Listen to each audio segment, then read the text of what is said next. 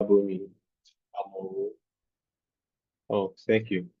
My name is Folabumi Amo. Welcome to the third episode of the Black Canvas webinar. And I'll be your host again for today's session. And today we have something different for you. It's a masterclass. This is going to be taken by Adedunmade Onibokun, navigating the legal landscape of the art world. I mean, the art world is a very complex space. I mean, for curatives, for creatives, for the artists themselves, for curators, for collectors, for the galleries, for the businesses, and for everybody involved. It's very tough to navigate that legal landscape of who owns what is my split, what's really what is the legal ownership of this product? What does it mean to transfer ownership of your products? Are you listening? Is it on consignment? And all these important things. What are the copyright issues that are involved with art in Nigeria? So these are some of the things that we'll be touching on today. And just to give us a picture of what it is, like just in 2023, art sold was more than $67 billion.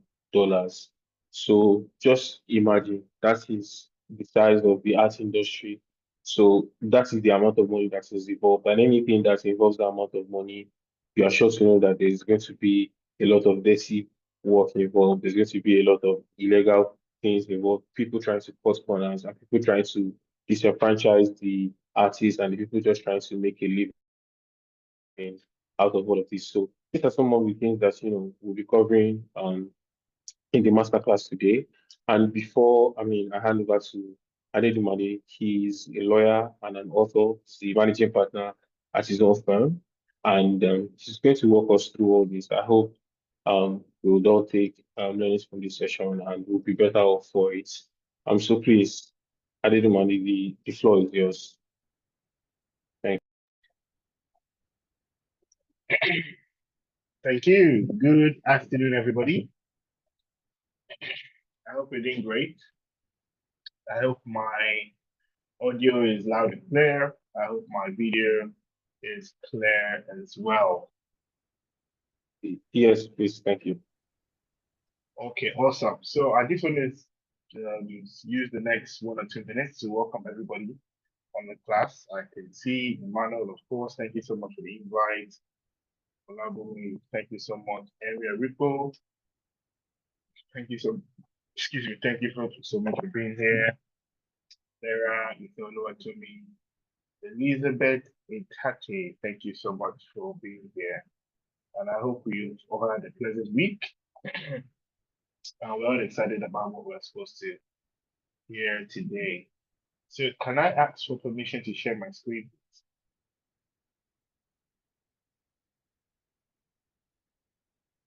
Can I?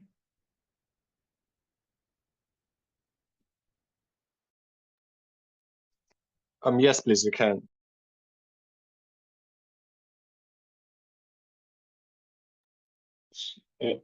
Emmanuel, I think you need to stop sharing first so he can share his screen. Can I share my screen? Yeah, you can share your screen now.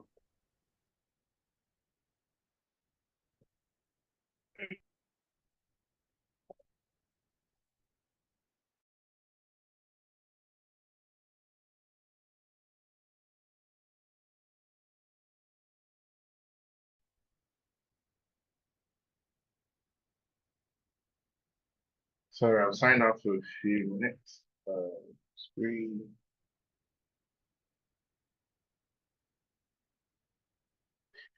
Yeah, so just another confirmation that everybody can see my screen. Yes, please. All right, great. So let's jump right in because we have a lot to discuss. Time is gone, and I hope I can still finish everything within the next 45 minutes. Leaving time for questions as well. So, fellow creatives, we're here to talk about navigating the legal landscape. A little bit of introduction. So I'm an art lawyer. I grew up with art at home. My dad had art, they had paintings, had sculptures in the house.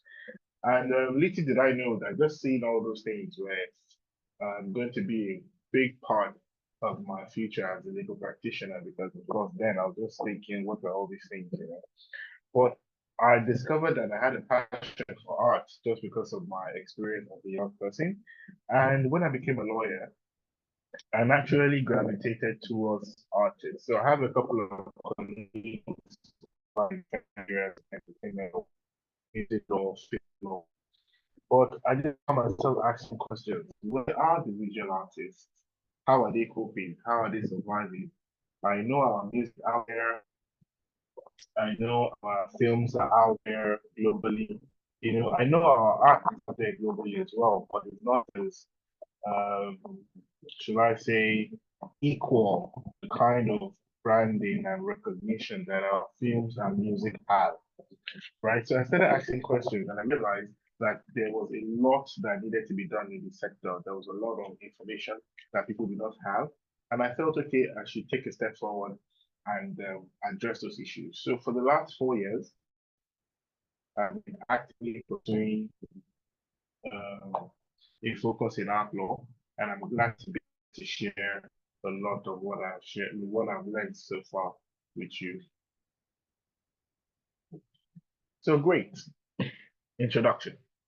Now, it's very important that as artists, right, or stakeholders in the art industry, you might own a gallery, you might be a collector, you might be someone in government who drafts policy.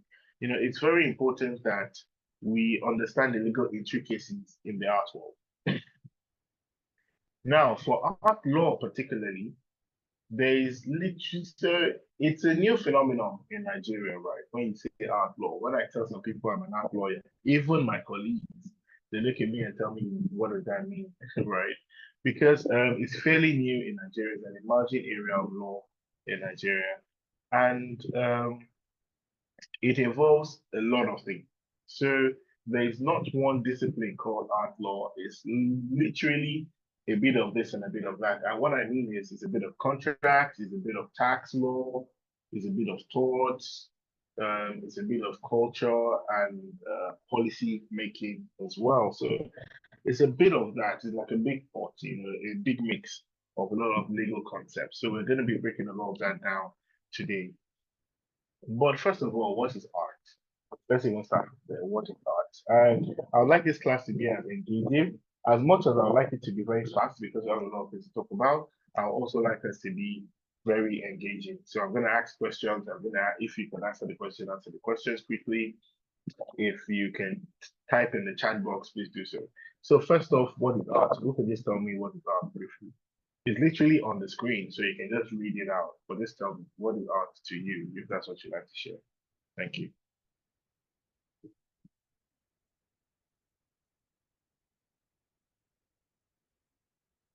No takers? I'm going to call names if they're not takers.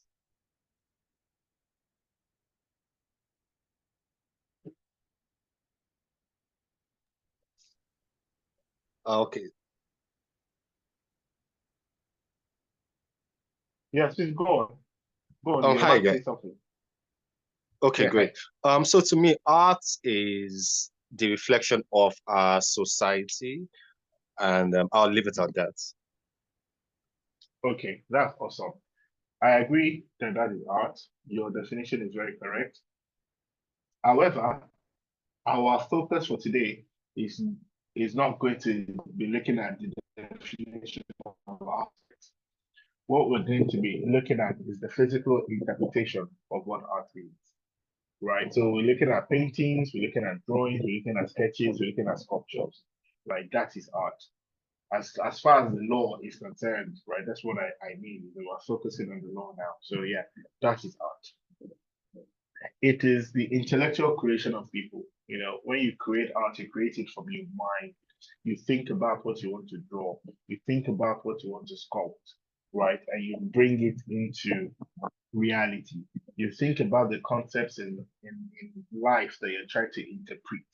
You think about the things that are happening, realities in life that you're trying to interpret into your medium of art in whatever way you choose to express it, right? So that is art.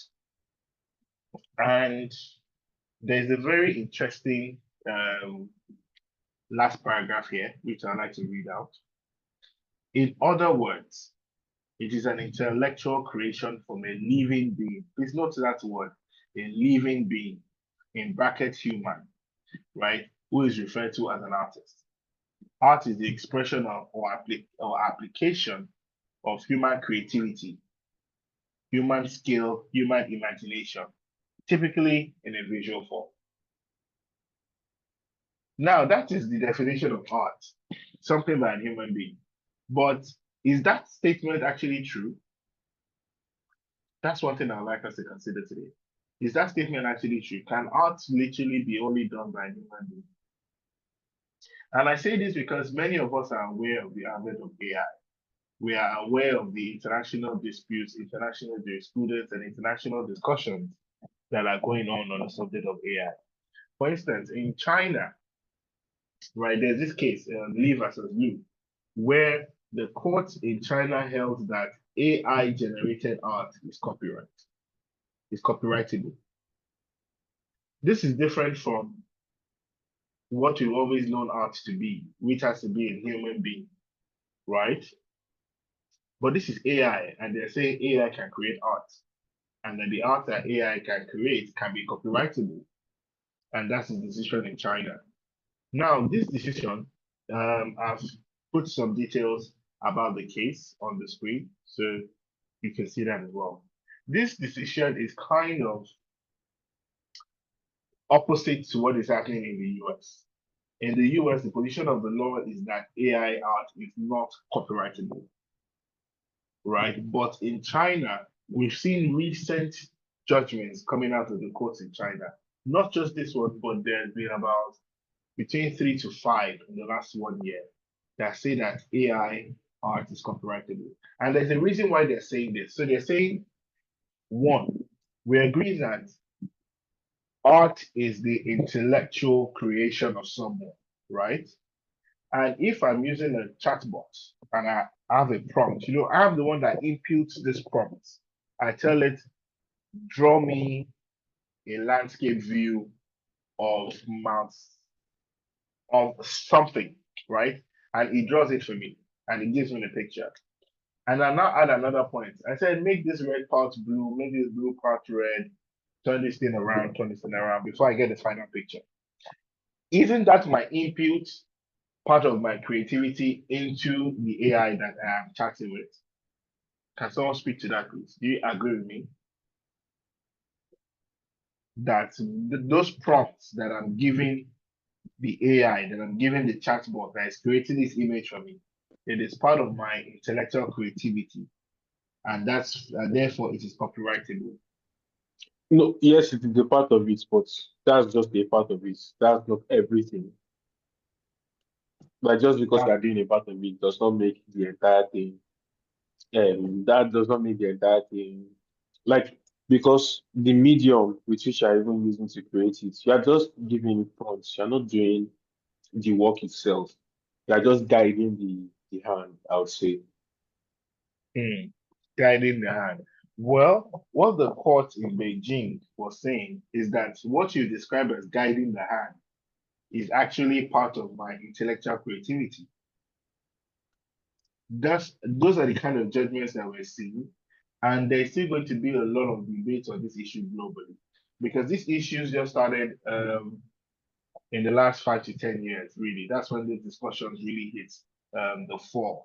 But copyright laws have been entrenched in our system, in our jurisdictions since the 1970s, right? So AI and the disruption that it is bringing, not just to the art industry, but to other industries as well, is something that is going to redefine a lot of things we come to understand about art today.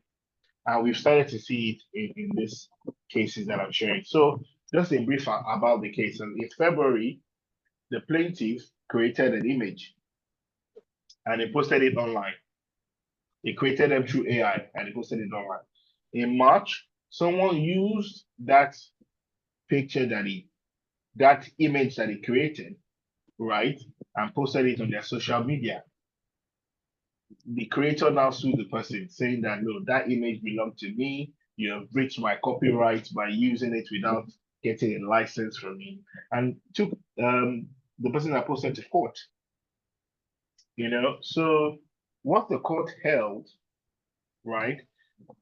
The court had to determine three issues. The first issue was, what is AI generated work, right? What is the AI generated image? What is it? Is it an art piece? Can it be defined to be an art piece?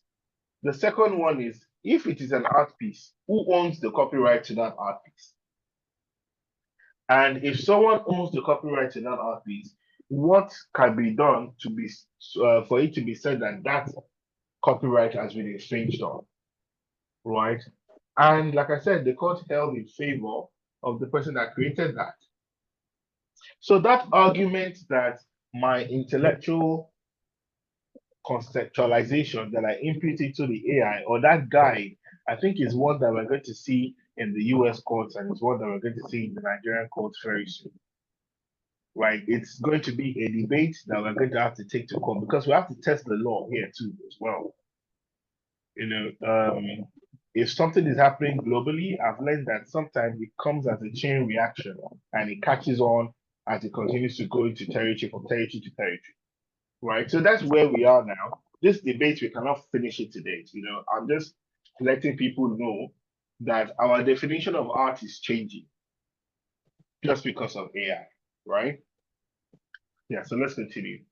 Now, why is someone like me important to you as an artist? Why do you need an art lawyer in the first place? And I would like to liken this to someone who wants to buy property, right? And I give you a very short gist.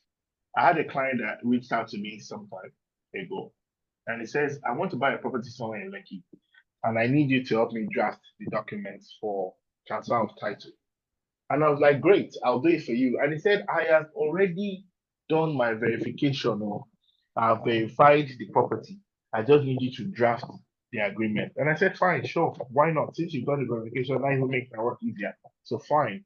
But while I was thinking about the work, I just told myself, why don't I just even ask for the details of the verification that he had done? So he sent me all the details. And when I saw what he thought he had done by verifying, I knew that this person was going to enter one chance. Just to plot what that thing was for you. Imagine I own a property, right? And I rent the property to Folabomi here, right? Folabomi in turn sublets the property to Emmanuel, right? Emmanuel now says he wants to take that, use that subletting agreement to sell the property to Henry. That was just what was going on. So I told the person, look, this person that is subletting to you, does he have title?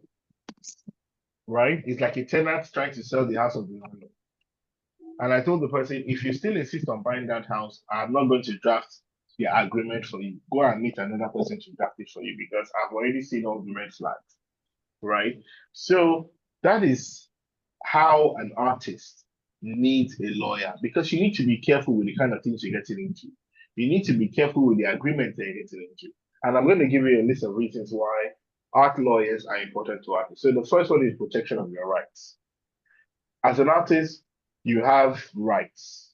Rights to your creation, rights to reproduce your creation, right to distribute your creation, right to modify your creation, and all those rights are exclusive to you, except you give it to someone else. They're exclusive to you. I'll give you, so there's a case here. I know many of us know Lemi Garioku, seasoned artist for many years now. So what happened in that case?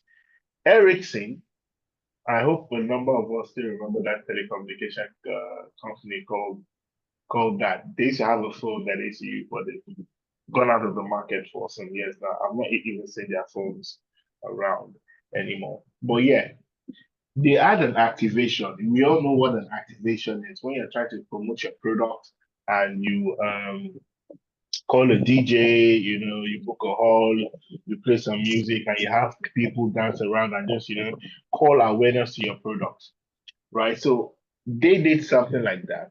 And in the backdrop of what they did, of the event they were hosting, they used a Lemmy Garioku banner and he sued them. He sued them and he was paid 15 million naira because he said, you don't have a license or permission from me to use my image. I created it, it is my copyright. So there are a number of artists whose work has been used without them getting proper recognition or payment for that work. For instance, if they use your art in a music video and the camera just pans through your art, they should be able to identify you as the creator of that piece of art, right? If you work with a TV company, with a company like Netflix, right, when they do film, so they give you some money, they say go and shoot a film, and you come back. They have a couple of things that they ask you.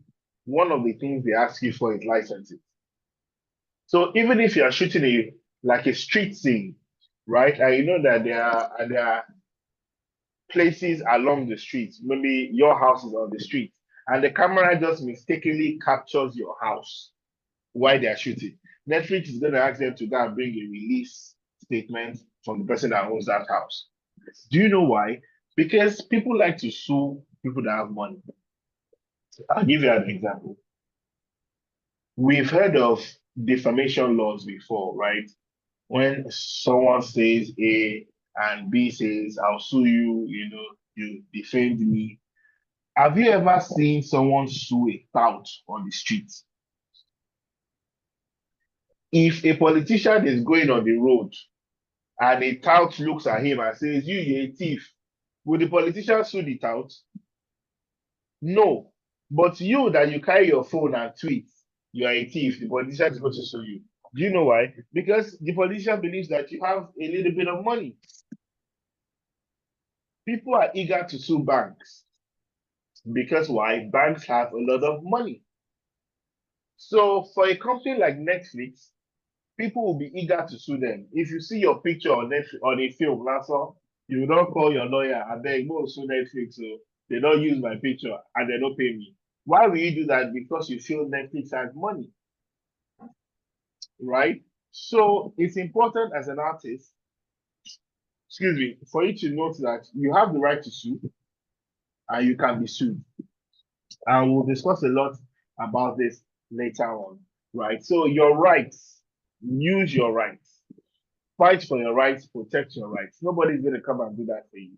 Nobody is going to come and raise a sword or carry a shield on your behalf. You have to be the one to do that, right? You have to be the one to really pursue that. So your intellectual property is another reason why you need an art lawyer. You need to register your trademarks. You need to register your copyrights. If you have created something that is out of this world, that is mentioned and has never been done before, you need to get your patent license. Those are part of the reasons why you need an art lawyer. Another reason, artistic freedom, obviously. So, did any of us read or hear when a policy was passed that movie directors should stop showing smoking scenes in their movies? Did we hear of that? I think that happened like 2-3 months ago. Did we hear of that?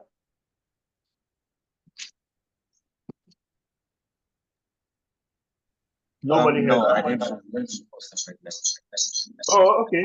So that is the form of censorship, right? And as an artist, you can be censored as well.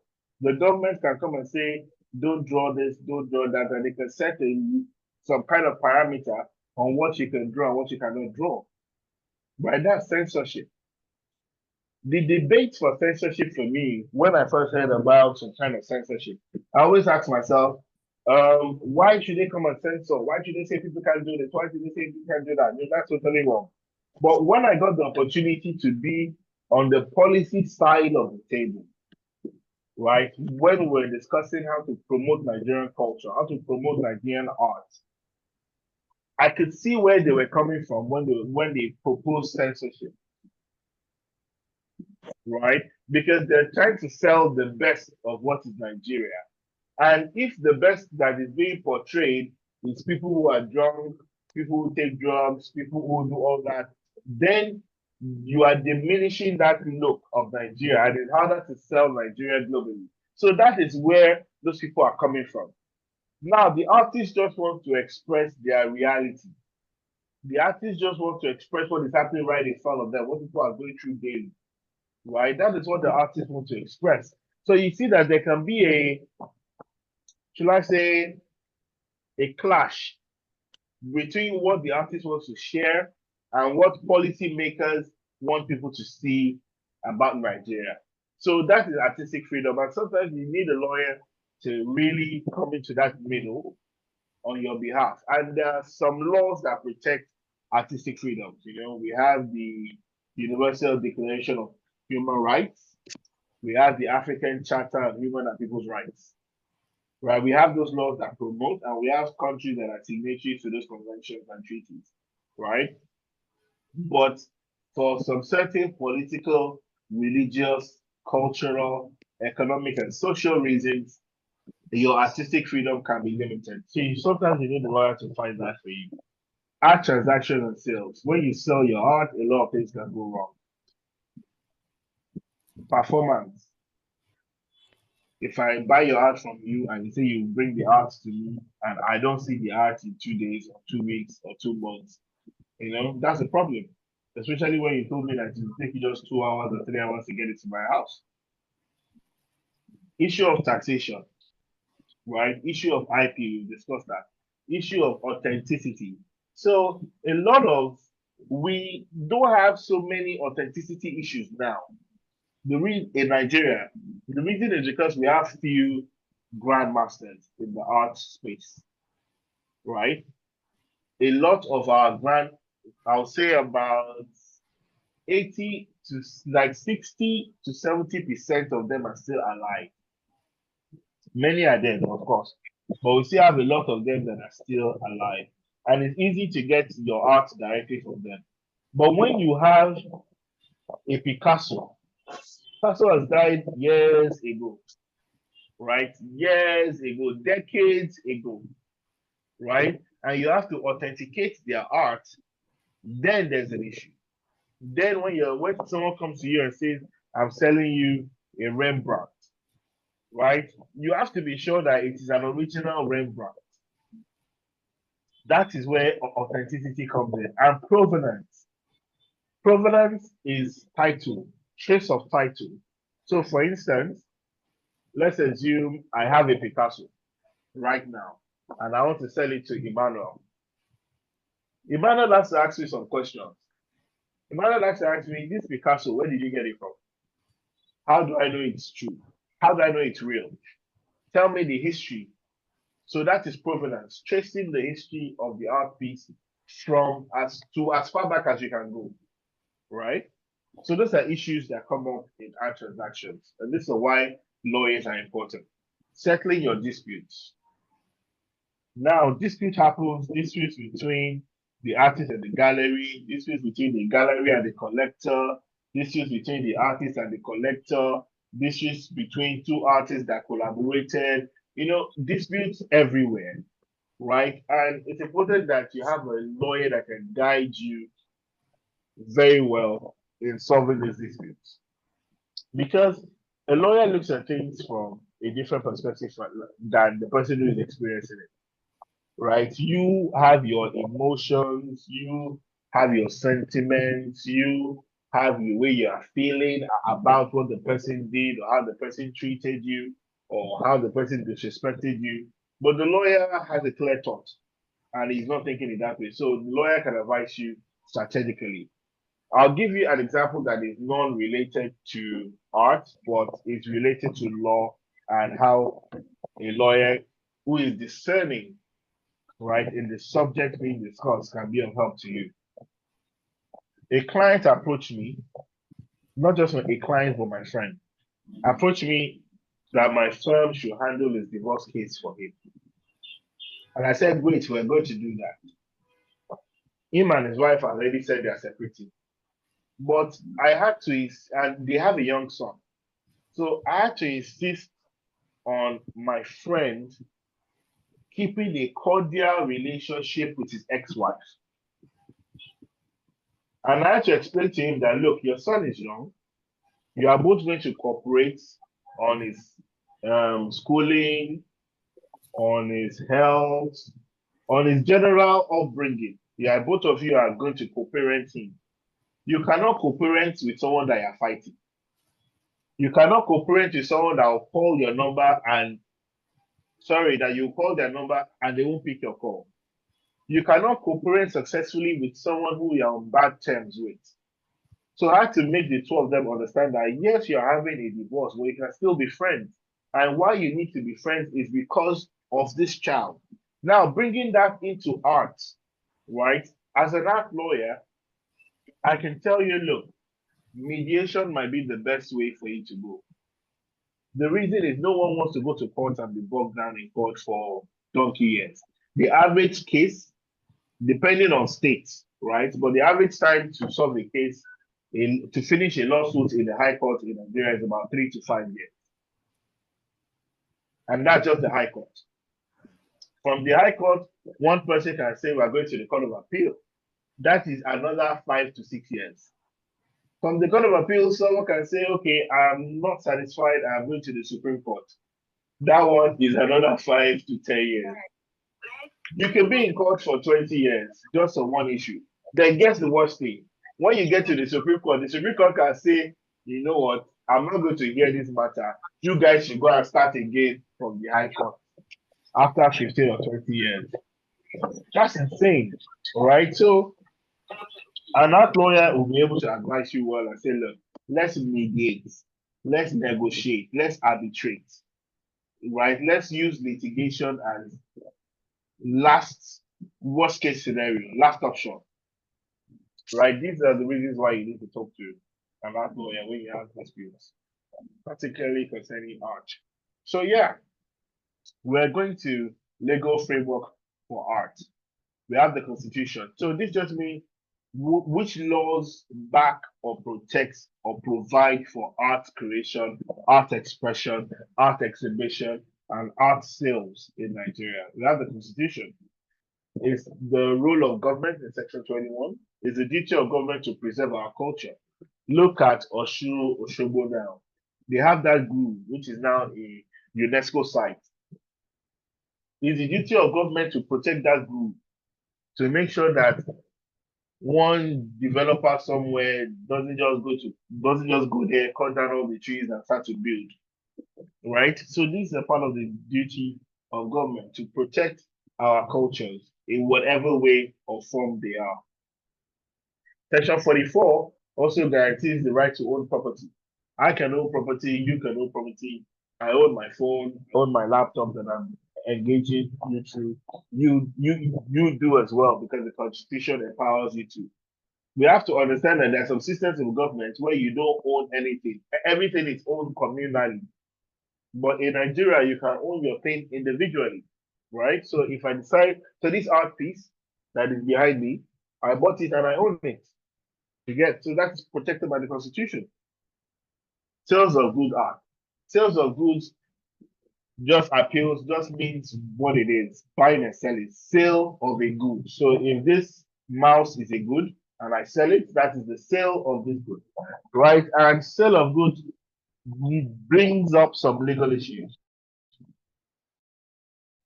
Implied terms, warranty, representations, transfer of property, remedy. So if I come to you and I tell you this art piece is by Chigozie Obi, just say this art piece is not by Chigozie Obi, but just say if I came to you and I told you this art piece is by her, you can have a good look at it, right?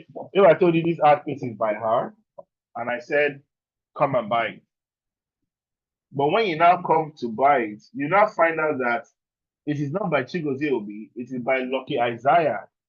And I've already collected the money from you. you have a right to come at me with a claim and say, look, you represented to me that this art piece was by Chigozie. Why am I discovering that it is by Isaiah?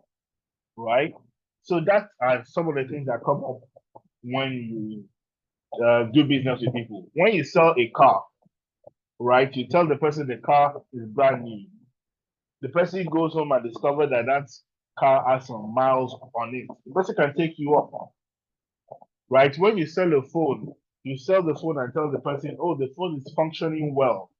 Then the person goes home and tries and sees that the Apple sign is now different from what is on all the other ones that he has seen. Then it's going to be a problem. Or when you tell me this is an iPhone, but I turn it on and I'm seeing Motorola or I'm seeing Samsung, there's a problem. So all these things too apply to art. Yes, copyright. We're going to discuss a lot about copyright later on, but copyright, we all know what it is. It protects the creation of someone. So if I create something, it is protected by copyright. And there are a list of things, right? We're talking about literary works, books. We're talking about musical works, songs. We're talking about artistic works, art. We're talking about audiovisual, film. We're talking about sound recordings as well. Those are the type of things that are protected by copyright. So you can see art is right there. You should protect your art if you do not, or if you have not already. Now, copyright is important to know, which we'll also discuss later on. But copyright is protected upon creation. Once you create something, you automatically have the copyright to it. And that's why many artists don't want to register their copyright because they say, well, I already own the copyright. Why do I need to register it? But there are a couple of reasons why you need to, and I'll share that with us later on. VAT. VAT applies to goods and production. You need to pay VAT. You need to pay the government VAT.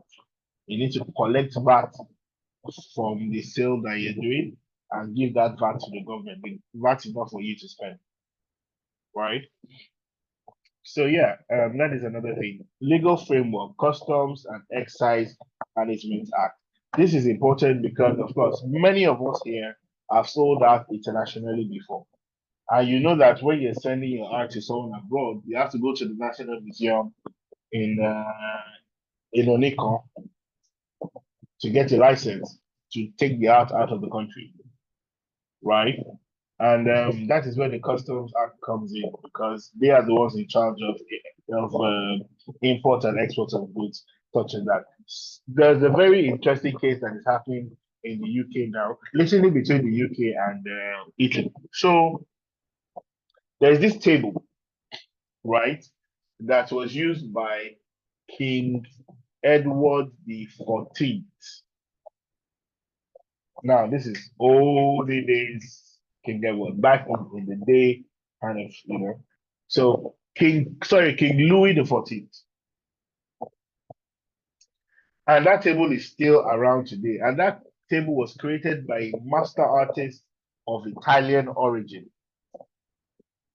back in the day. Now, someone wanted to ship that table out of the UK. And the UK government said no. And they stopped it. They said no, that they cannot sell that they cannot take that table out of the UK. That they were going to give a UK gallery, a UK foundation, a UK charity the opportunity to buy the art and keep the art in the UK. Right? And that was the position. Do you know that the very next day, Italy also passed that same law that says before you take any art out of Italy, they have to check if that art has any connection with Italian culture because they're trying to protect and preserve their culture. So if that artwork has any direct correlation with their culture, they won't let you take it out of the country. Nigeria too may get to that stage. We are actually there, but we might need some more enforcement, right? That's why there's some kind of things that you cannot take out of the country. Out of Nigeria today, there's a kind of art pieces that they will not give you a license to take out of the country. because it forms part of our national and cultural heritage. Right? Good. Now, another one is National Council. We still have a lot of way to go, but this was slide number 10. And it's about 10 minutes to 3. I'm going to try and speed this up. So, National Council for Arts and Culture, we have that. National Art Gallery Act, we have that. Trademarks Act, we have that. Now, trademarks protects name, logo. That's what a trademark protects. And yes, this is a very good time to come into intellectual property. So, intellectual property, of course, something that's created from the intellect of someone, basically. We have trademarks, like I said, word, phrase, logo. That's what is protected by that. We have copyright with certain things that are protected by that. We have patents. Patent inventions, things that have never existed before, right? That is what a patent is. Now, what is a copyright? Great. We're going to delve a little bit deeper into copyright now. Copyright is designed by creators, and copyright is the expression of an idea. This is very important. Copyright is the expression of an idea. So if I'm thinking of a art piece I want to draw and I'm still thinking of it and someone draws it before me, I cannot sue the person and say, I had this idea, but you that did it first. But because I had the idea, I'm suing you. No, it's the expression of that idea that is protected by copyright, not just the idea itself. So we have section 108, which defines what an artistic work is. A couple of slides up, that is here, we talked about what is copyrightable. And on number 3 here, you can see we have artistic works. So section 108 now further defines what artistic works are. That is section 108 of the Copyright Act 2022.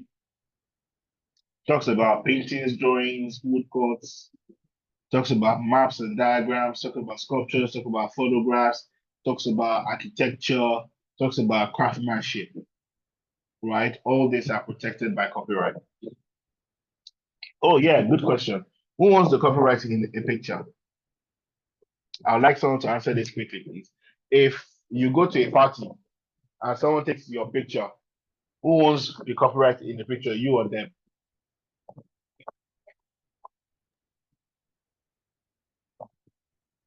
Remember, guys, this is an engaging class. Yes, so someone should answer, please. Who owns the copyright in a picture? I'm the photographer, I think. Yes, you're very correct. It's the photographer that owns the copyright in the picture, except they have licensed that picture to someone else. And this is an example. So let me get to that example. And okay, just let me follow the flow so that I just don't miss anything. So great, we've answered that. So let's talk a little bit about photography, because photography is a form of art expression as well. Let's not forget, it's not just by paintings and brushstrokes. The camera lens is also a powerful part of art, right? So, like I said earlier, copyright does not protect the idea; it protects the expression of that idea. And it's also important to note that there's a new trend that says there are some things that are copyrightable in the photograph, not only the photograph itself. So the way you set your camera, the way you put your angles, the way you direct, the way you express what you're trying to express in that photograph is copyrightable in itself. Right? So there are photographic elements that are copyrightable now. Courts have begun to hold that is possible. It's very important that our photographers don't start. Yes, so photography and art, there's always been this debate, this back and forth between the two of them, and I wanted to highlight some of these things with this case. So this is the Warhol Foundation versus Goldsmith, right? So this case, right, it took about 23 years for this case to get to the Supreme Court, for the Supreme Court to give its judgment. So if you, is it 23, about 16 years. So if you take 16 years out of 23, that's how many? What year would that be?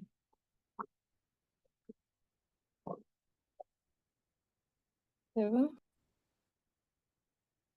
Oh, it seems a lot of artists are like, oh yeah, 2007, I think.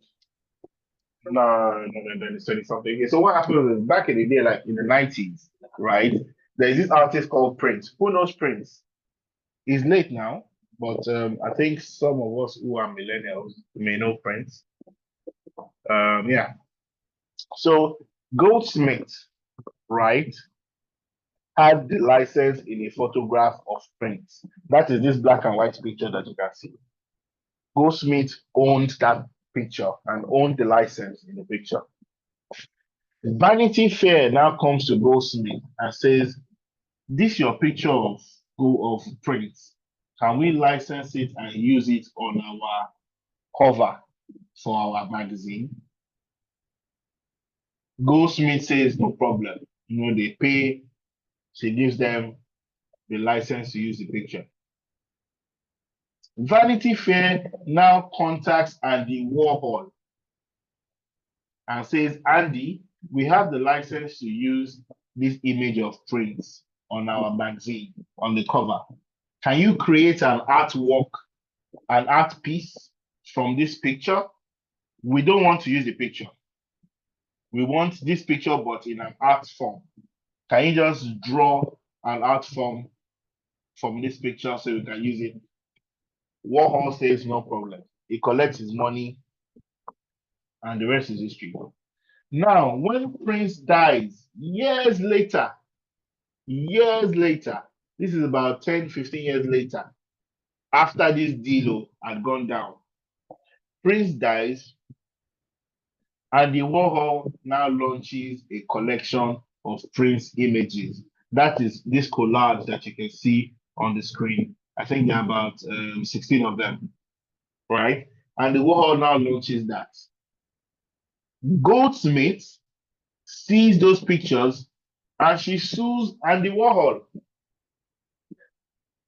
And he says, look, this new art series that you've launched in favor of art, in favor of Prince, or in the image of Prince, they are you created them from my picture that I have a license to.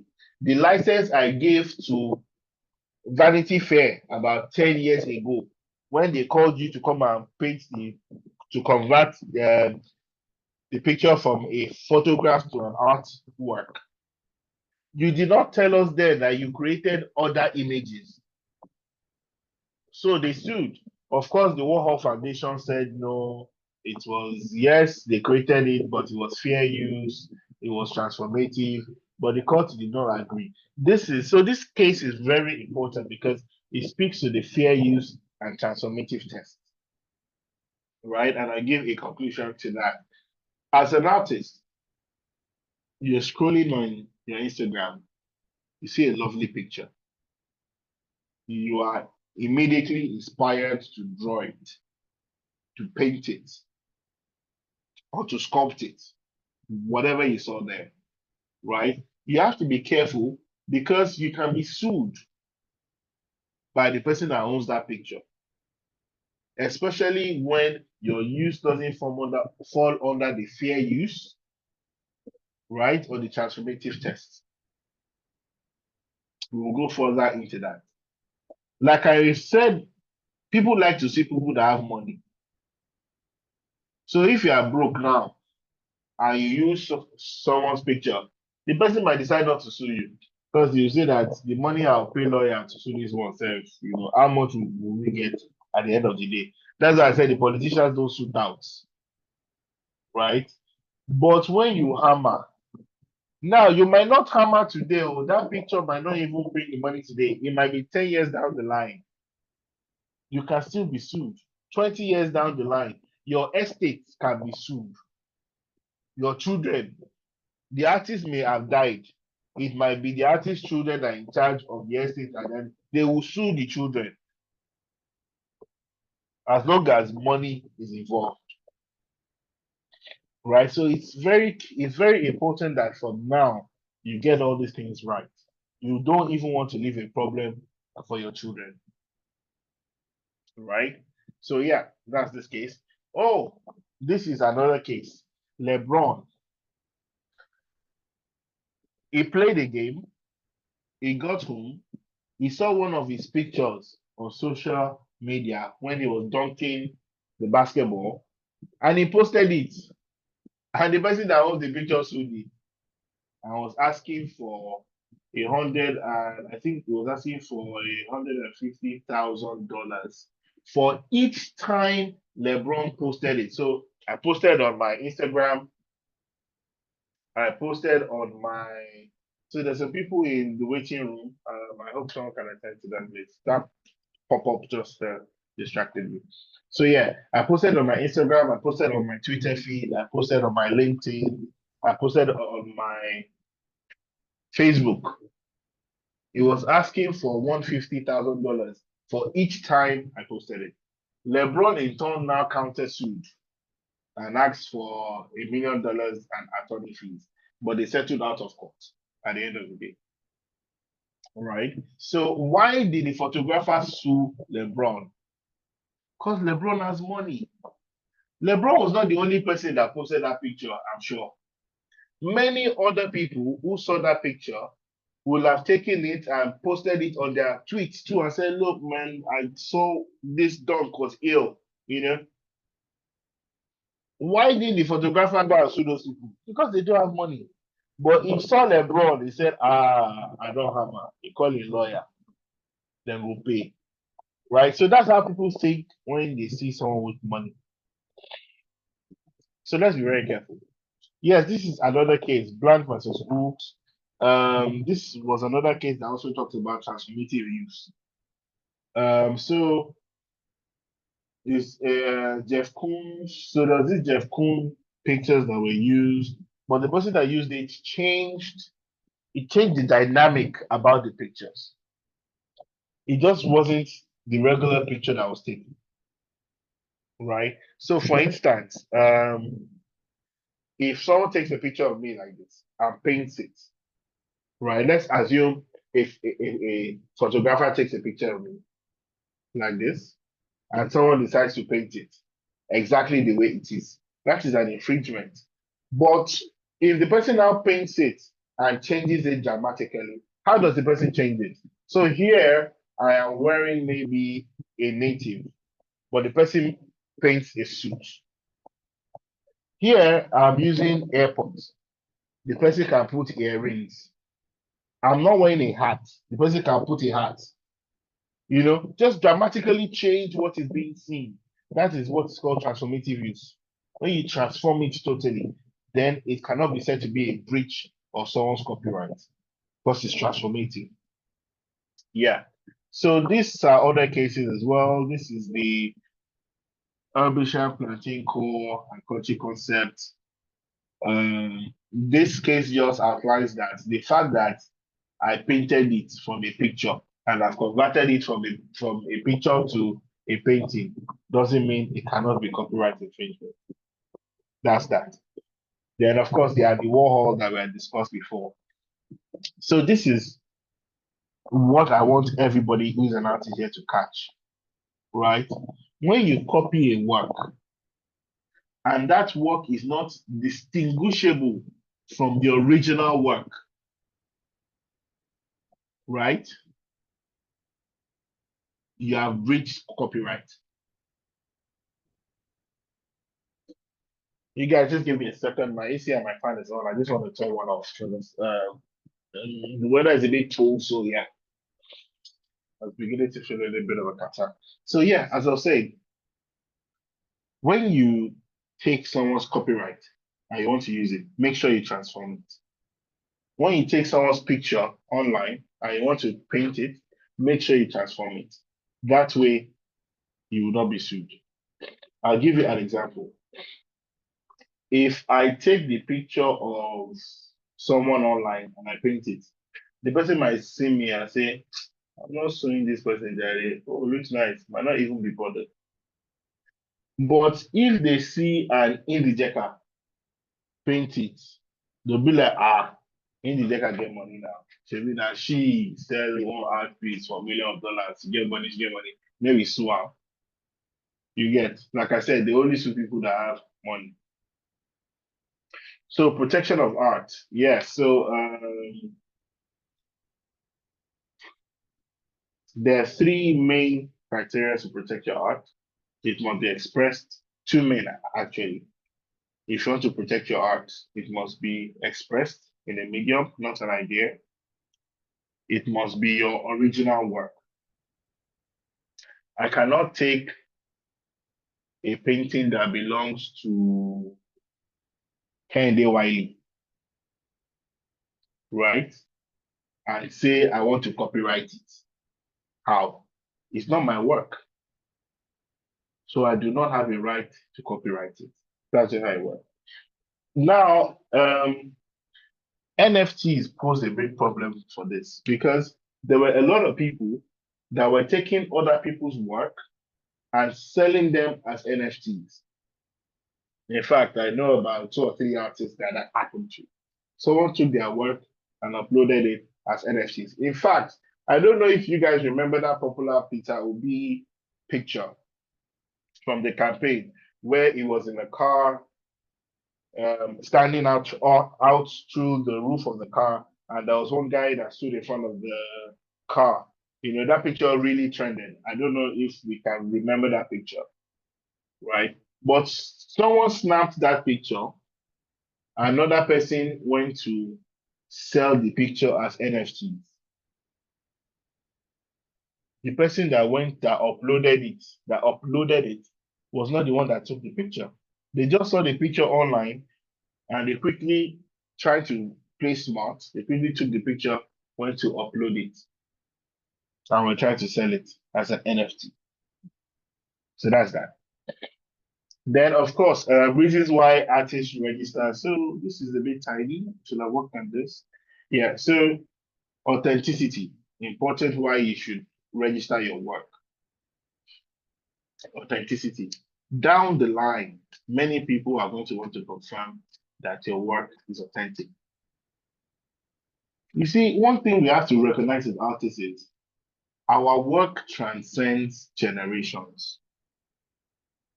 Look at this painting now. This painting that is dubbed the most expensive painting in the world, Mona Lisa, that is now owned by the King of Saudi. Right? Imagine how many, that painting is about 900 years old. Imagine how many years ago that painting was. In 2024, that painting is still relevant. This painting featured in the World War Zone. I don't know if you guys have watched this movie on Netflix, Monument Men. Some guys in the army that tried to save some art piece from different parts of, I think, Italy and a couple of those countries around that side. The Michelangelo, the Mona Lisa was one of the pieces that was saved by those people. Imagine the history behind that work. Imagine the generations that are still discussing that piece. So your artwork today, I want you to know that you might be looking at it and saying it's just me drawing, but no. In 50 years' time, 100 years' time, your artwork is going to be a lot different. A lot of people are going to buy your artwork, the artwork that you have drawn in 2024, right? Or 2022 or 2020, right? Someone is going to buy it in 100 years. And they are going to say they want to authenticate it. So one thing I do personally is when I go for an exhibition, I always buy the catalog and I keep. I read them, then I keep them. I have a lot of catalogs I've been keeping. Do you know why? Because I understand that in 10, 20 years' time, someone is going to buy an art piece by one of these artists whose exhibitions I have attended, and is going to come to me for authenticity. I can be able to bring out the catalog I bought years ago and said I was there when they exhibited this piece for the first time. I'll pull out my catalog and I'll show it to them in the catalog.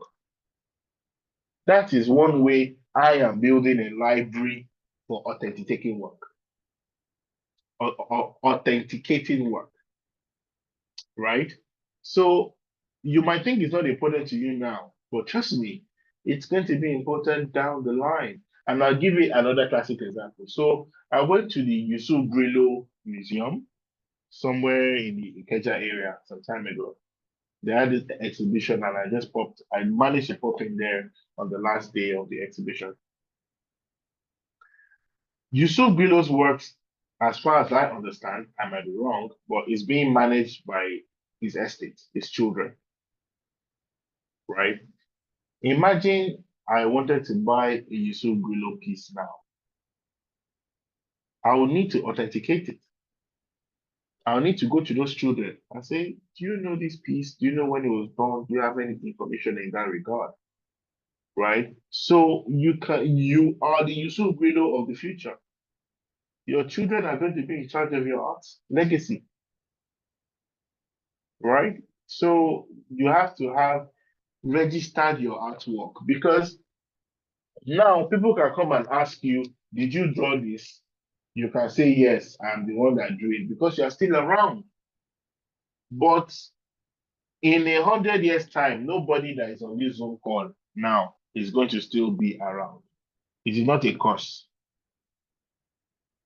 In 100 years' time, I'm not going to be here. You are not going to be here. But your work is still going to be here. Your great-grandchildren are going to be here. My great-grandchildren are going to be here. They will be the ones discussing these things. But when you have a registered copyright and you are able to transmit these things carefully to your generations, they'll. Yusuf Grillo's work, I heard that one auction recently for $400,000. Yusuf Grillo in his lifetime, I don't think he ever sold a piece worth $400,000. But his works now are auctioning at $400,000. And it's his children that are collecting that money. So register your artwork not for today, for tomorrow, for your legacy, for your children. Another reason, of course, accessibility by the general public, preservation of your artwork so that they know it's you, protection of rights of licenses. So, like I said, in the near future, if someone infringes on your artwork, your children can sue. And they can say this is the copyright is owned by our family. You have infringed on it. And they can sue. And they will get paid. Right? International protection, of course, that's that as well.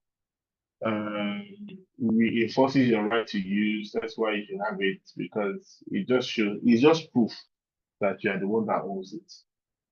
Right? So imagine if I bought a piece of art and two people come to claim it.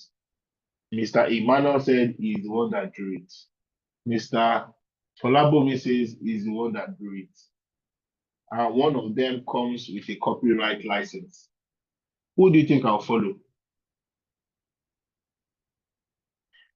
It's the person that comes with the license that I'll follow as the owner, because that is undeniable proof of legitimacy. It's not by word of mouth. Some people will say, but I take pictures of the process. I take pictures and videos of the process while I'm painting it so you can see. Do you know that there are apps that can do that now?